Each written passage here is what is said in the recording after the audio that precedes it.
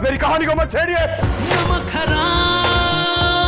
अस्सलाम वालेकुम जनाब, आज हम डिस्कस करने वाले हैं ड्रामा सीरियल नमक हराम, जिसमें फाइनली नमक हरामी दिखा दी मुरीद ने। अच्छा, जो शुरू से ड्रामे का कॉन्सेप्ट था और जिसपे स्टोरी चल रही थी कि मुरीद ने नमक हरामी करनी है तो कर देती है। कहानी को मत छेड़िए। पता क्या है, मुरीद की अपनी भी कुछ स्टोरी है, वो मैं वीडियो दसांगी। फिलहाल तो भाई मुरीद की जो चाल है वो कामयाब हो गई है। वो उसने दागदार कर दिया है अपने मालिक की जो बेटी है उसके कैरेक्टर को, और वो किस तरह से किया वो भी डिस्कस करेंगे। नमक हलाल हो साहब, नमक हराम नहीं। तो नमक हराम हो क्या स्टोरी है मुरीद की अपनी भी एक लाइफ की स्टोरी है। उसके साथ पता क्या होगा, मसला सिर्फ ये नहीं है कि उसके अब्बा ने हमेशा कहा है कि नमक हरामी नहीं करनी, ऊपर नहीं देखना, और जो मालिक के पाँव तक तुम्हारी नजर जानी चाहिए। वजह सिर्फ ऐसी नहीं है, मसला हो रहा है कुछ, क्योंकि मुरीद को ख्याल आते हैं कि उसकी अम्मा जो है वो पंखे के साथ ना फांसी में लटकी हुई है, और ये ख्याल उसको बार बार आ रहा है। इसका मतलब है कहीं ना कहीं इस घर से वो स्टोरी रिलेट करती है, क्योंकि जब इस घर की फैमिली की बात हो रही होती है तो उसके साथ ही उसको ख्याल आता है। और इसका मतलब ये है कि अस्मा का अब्बा यानी कि बाबर अली जो है उसने यकीनन कुछ ना कुछ गलत किया था इसकी माँ के साथ, तभी उसने फांसी ली होगी ना, वरना फांसी उसने क्यों लेनी थी। और इस तरह से मुरीद का अपने जो बॉस है उसकी इज्जत नीलाम करने की वजह तो यही होता है ना, उसकी अपनी इज्जत पे बात भी बनी होगी कभी। और यही बात का लिंक इसकी जो बहन होती है, अस्मा के अब्बा जी की बहन, वो बैठी होती है ना, जब ये बताता है कि ये वो मुलाजिम का बेटा है तो वो कहती है कहीं ये बदला ना ले। पानी की सतह पर हलचल ना हो तो इसका ये मतलब हरगिज नहीं है कि उसके नीचे मगरमच्छ नहीं है। हो सकता है कोई घात लगा कर बैठा हो।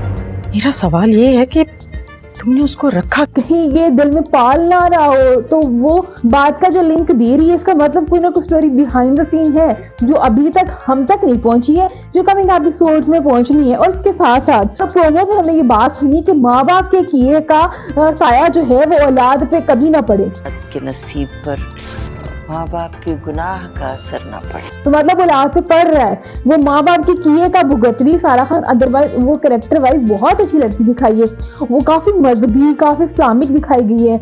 वो एक अम्मा जी जो कि इस्लामिक बातें बताती हैं, उनसे सीखने जाती है। और ओवरऑल जो कैरेक्टर अभी तक डायरेक्टर साहब राइटर साहब ने पोर्ट्रे किया है, तो वो सारा खान एक अच्छी लड़की है, वो अपने माँ बाप के किए का अब भुगत रही है। वैसे तो अगर मुरीद की माँ के साथ इस तरह कोई ज्यादती हुई है इस खानदान से, इस खानदान के किसी मर्द ने खुद को उसके साथ बुरा किया है, तो फिर भी मुरीद ने बहुत एक्सट्रीम बुरा नहीं किया। चलो सही अगवा किया, एक बदनामी की कालक इनके मुंह पे यूं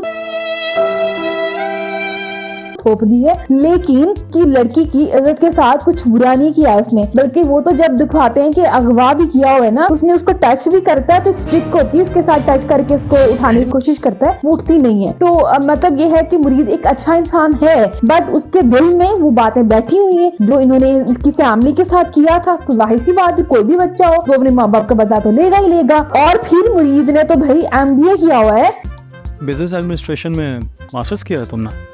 हाँ, लॉ भी जानते हो?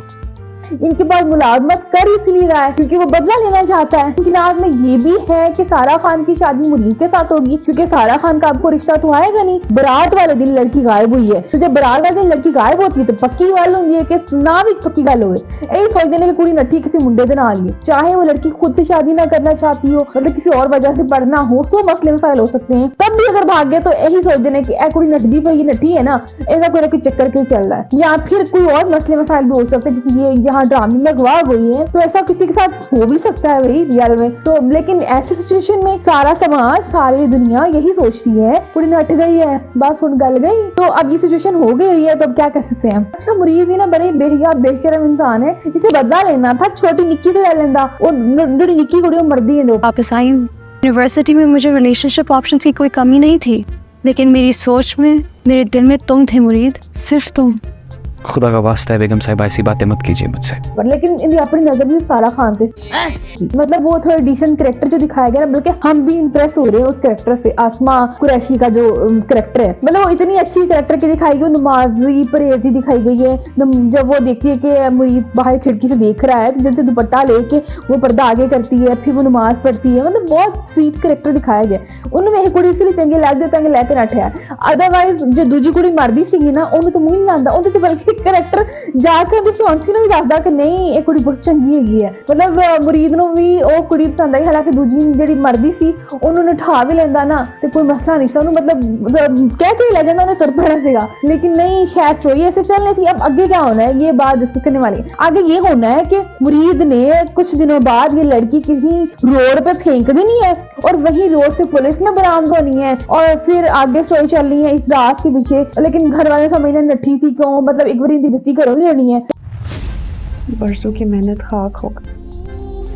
लेकिन जाहिर सी बात है घर वालों के सामने स्टोरी आएगी अभी, लेकिन जो स्टोरी का इंप्रेशन जाएगा सब पे कि कुड़ी आप नठी सी, तो इस वजह से बेइज्जती भी होनी है, थप्पड़ भी पड़ना इनको अब्बे को। लेकिन आगे जाके स्टोरी खुलनी है, सारा खान को पता चल जाना है कि मुरीद ने काम किया है, मुरीद ने बगैरती की थी है। वो कब पता चलनी है जब इसके अब्बा पर कोई वार करना है, उसको मारने की कोशिश करनी है, गोली मारनी है ना, फिर उसके बाद कहीं स्टोरी सारा खान में खुलनी है, तो फिर सारा खान ने इनको सवाल भी करना है। लेकिन ये वहां पे इसको धमकाएगा ये वो, तो ये स्टोरी इस तरह चलने वाली है। तो जो एंड पे जाके ना हैप्पी एंडिंग में यही होना है, सारा और मुरीद जो है इनका अच्छे से मतलब पैचअप हो जाएगा, ये अच्छी बार जो जोड़ी बन जाएगी। लेकिन अभी ये स्टोरी ऐसे चलने वाली है, ऐसे टॉक्सिक सा ड्रामा है ये वाला। खैर आज का रिव्यू इतना ही। फातमा को इजाजत दीजिएगा कि वीडियो लाइक कर दीजिएगा, इसके नीचे कमेंट भी कर दीजिएगा, ये चैनल सब्सक्राइब भी कर दीजिएगा। और इसके साथ साथ मेरा एक व्लॉगिंग चैनल है जिसमें आप मेरे बहुत सारे व्लॉग देख सकते हैं, ट्रैवलिंग व्लॉग, फूड व्लॉग और डेली व्लॉग्स भी होते हैं समहाउ। और आप देखोगे ना तो आपको बहुत वैरायटी मिल जाएगी वहाँ पे। सही है, इसके अलावा आप मेरा चैनल सब्सक्राइब करना बिल्कुल मत भूलिएगा, बेल आइकन पर क्लिक कर लीजिएगा। आपने मेरे दोनों चैनल सब्सक्राइब करने हैं और बेल आइकन पर क्लिक करना बिल्कुल नहीं भूलना है। फातमा नाना को इजाजत दीजिएगा।